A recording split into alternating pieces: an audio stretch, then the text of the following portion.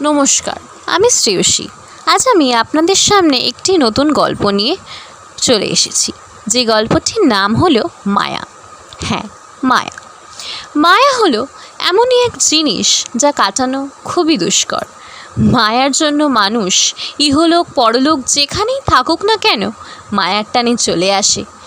এই মায়ার ছলে সকল মানব জাতি অর্থাৎ সন্তানরা, বাবা মায়েরা ও পৃথিবীর যে সকল সম্পর্কের মানুষ আছে তারা ফিরে আসে তথা ফিরে আসতে বাধ্য হয় এই পৃথিবীতে ভিন্ন রূপে ক্ষণিকের জন্য কোনো অসমাপ্ত কাজ সম্পন্ন করতে।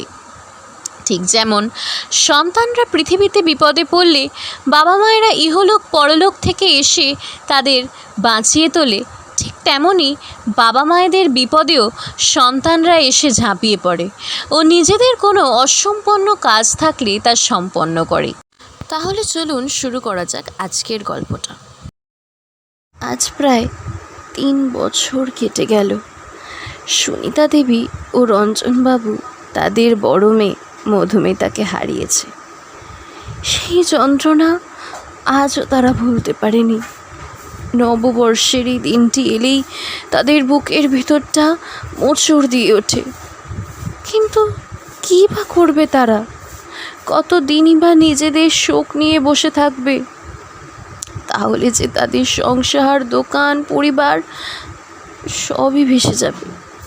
তাই মনের হাজারো দুঃখ কষ্ট চেপে রেখে এই দিনে দোকানটিকে নিজেদের মনের মতো তথা নিজেদের মেয়ের মনের মতন করে আলো দিয়ে ঝকমক করে সাজিয়ে তোলে। তাদের বড় মেয়ের মৃত্যুটা ছিল খুবই মর্মান্তিক। এইরকমই এক পয়লা বৈশাখের দিন সাজানো দোকানে ভুলবশত শর্ট সার্কিট হয়ে যাওয়ায় আগুন ধরে গিয়ে মধুমিতার মৃত্যু ঘটে। খুব ক্ষণিকের মধ্যেই সে তার প্রাণ হারায়। সেই দিন থেকেই তাদের পরিবারে এক শোকের ছায়া নেমে আসে। তবে শুধু যে পরিবার তা বললে বোধহয় ভুল হবে। গোটা পাড়াই বলতে গেলে কিছুদিনের জন্য নিশ্চুপ হয়ে গিয়েছিল। আর হবে নাই বা কেন? মধুমিতা যে ভীষণই এক হাসি খুশি প্রাণোচ্ছল মেয়ে ছিল। সবাইকে নিয়ে থাকতে সে পছন্দ করত, প্রত্যেকের বিপদে ঝাঁপিয়ে পড়ত। কিন্তু কী বা করা যাবে? ভালো জিনিসের স্থান যে এই পৃথিবীতে বেশি দিন থাকে না, এটা তো আমরা সবাই জানি। তাই সময়ের গতিতে মানুষ সবটাই ভুলে গেছে তথা ভুলে যাওয়ার চেষ্টা করে নিজেকে নিজেদের পুরনো ছন্দে এগিয়ে নিয়েছে। তবে এই বছর তাদের দোকানে 25 বছর পূর্ণ হতে চলেছে। তাই হয়তো এই বছর আরও বেশি তাদের দুঃখ হচ্ছে।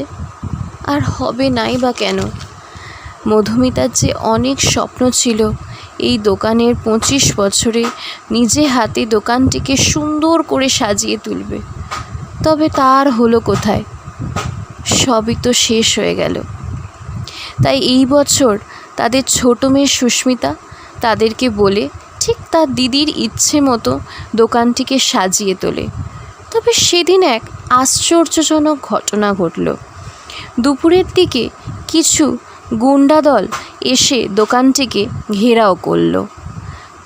তখন সবটা ঠিক করে লক্ষ্য করা যায়নি, তবে প্রতিটি মানুষের ভিড়ের মধ্যে থেকে এক হলদে ও আকাশি রঙের শাড়ি পরে এক সুন্দরী হাসি খুশি লম্বা কেশধারী এক নারী মূর্তি এসে উপস্থিত হয়েছিল।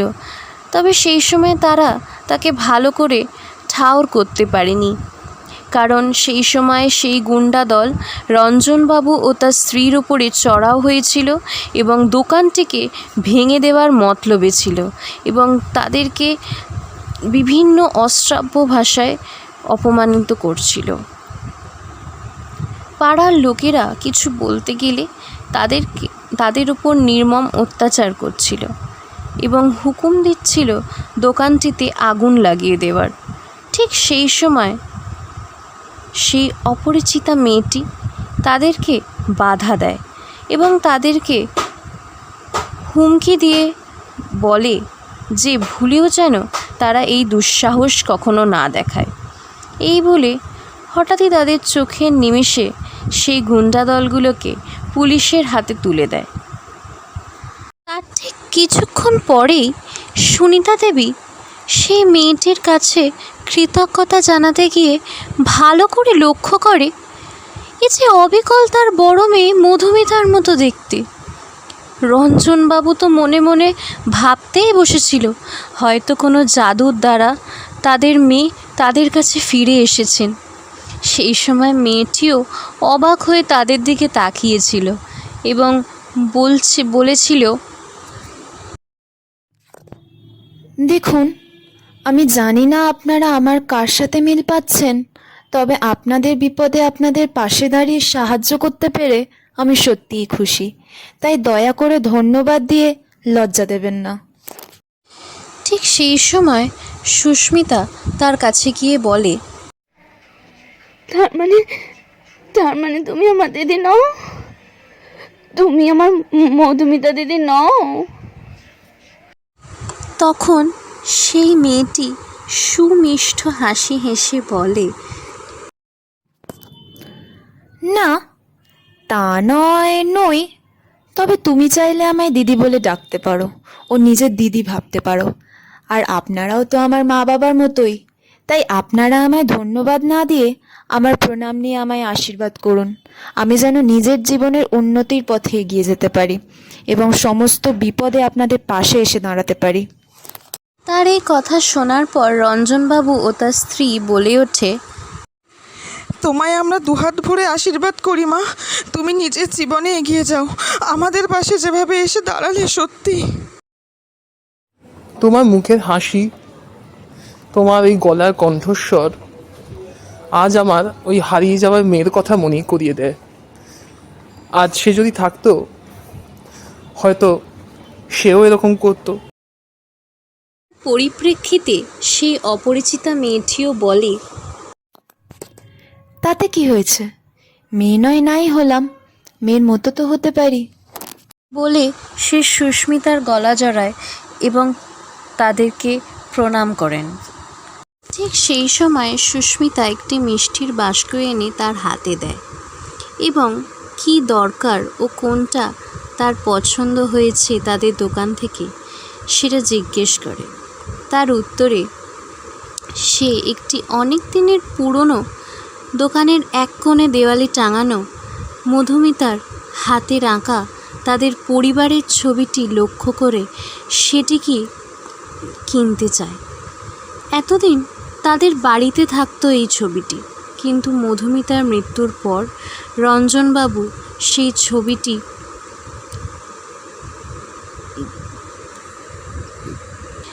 দোকানে এনে রাখে, কারণ সেই ছবি দেখলে তার চোখে জল আসে। তাই সুন্দর করে দোকানে এনে সেটিকে বাঁধিয়ে সাজিয়ে রাখে। সেটি আজ এই মেয়েটি কিনে নেয় এবং তার দোকান থেকে চলে যাওয়ার সময় সুনিতা দেবী তার নাম জিজ্ঞেস করায় সে বলে, নাম দিয়ে কী বা হবে? আপনারা আমায় যে নামে ডাকতে চাইছেন সেই নাম নিয়েই না হয় আমি আপনাদের কাছে পরিচিত হয়ে রইলাম। আর এভাবে আপনারা কাঁদবেন না। আর আজকের পর থেকে এই দোকানের জন্য কাউকে ভয় পেয়ে দোকান চালাতে হবে না, সব ঠিক হয়ে যাবে। আর যখনই কোনো বিপদে পড়বেন দেখবেন আমি আপনাদের পাশে আছি। এই বলে সে চলে যায়। অবশ্য চলে যায় তা বললে কিন্তু ভুল হবে, বরং হাওয়ার পলকে কোথায় যেন মিলিয়ে যায়। তবে এক আশ্চর্য ঘটনা ঘটে যখন রাত্রেবেলা অক্লান্ত পরিশ্রম করে তারা তিনজনে বাড়ি ফিরে দেখে তাদের মেয়ে মধুমিতার ছবির সামনে মিষ্টির বাস্কটা রাখা আছে, যেটা তারা সেই অপরিচিতা মেয়েটির হাতে তুলে দিয়েছিল। আর তাদের বসার ঘরে দেওয়ালে সেই জায়গায় সেই ছবিটি থাকতো, সেইখানে তাদের পরিবারের সেই ছবিটিই টাঙানো আছে। কি অদ্ভুত! ভাবে এলো তাদের ঘরে এই সমস্ত জিনিস আবার ফিরে, সেটা তারা কিছুতেই বুঝতে পারল না। তবে এরপর তাদের কারোরই বোঝার বাকি থাকে না যে এটা তাদেরই মেয়ে মধুমিতা এসেছিল তাদেরকে বাঁচাতে ও শেষবারের মতো তাদের ঝকমকে আলোয় সাজানো দোকানটিকে দেখতে। আজও সে এই পৃথিবীর মায়া ত্যাগ করতে পারেনি। তার পরিবারের ওপর বিপদ হতে দেখে ঝাঁপিয়ে পড়েছিল ও তাদেরকে বৈশাখের শুভেচ্ছা জানিয়ে তাদের পাশে থাকার আশ্বাস দিয়ে গেছিল। অন্ধকারে যায় না দেখা তোমার চুলের গন্ধ মাখা স্বপ্নে ফোটে জুঁই। আজ আমার গল্পটি এখানেই শেষ হলো। তবে আমি এখানে ছোট করে বলে রাখতে চাই যে আজকাল আমরা ইন্টারনেটের মাধ্যমে বিভিন্ন জিনিসের সম্মুখীন হচ্ছি, যেখানে এই মায়া জিনিসটি প্রায় বলতে গেলে বিলুপ্ত হয়ে যাচ্ছে। এমন সব ঘটনা চারপাশে ঘটছে যার ফলে মানুষের চিন্তাধারা বিকৃত হয়ে যাচ্ছে। কিন্তু আবার কোনো কোনো জায়গায় দেখা যাচ্ছে অনেক অসম্ভবকে সম্ভব করছে এই মায়া। তাই আমার এই গল্পের মাধ্যমে ছোট্ট একটি প্রয়াস। আশা করছি গল্পটা আপনাদের ভালো লাগলেও, যদি ভালো লেগে থাকে তাহলে অবশ্যই like, comments, share and subscribe করতে ভুলবেন না। আর এরকমই ভিন্ন স্বাদের গল্প পাওয়ার জন্য স্টে টিউনড উইথ শ্রেয়াশী ভাইন্স। চোখে শীতল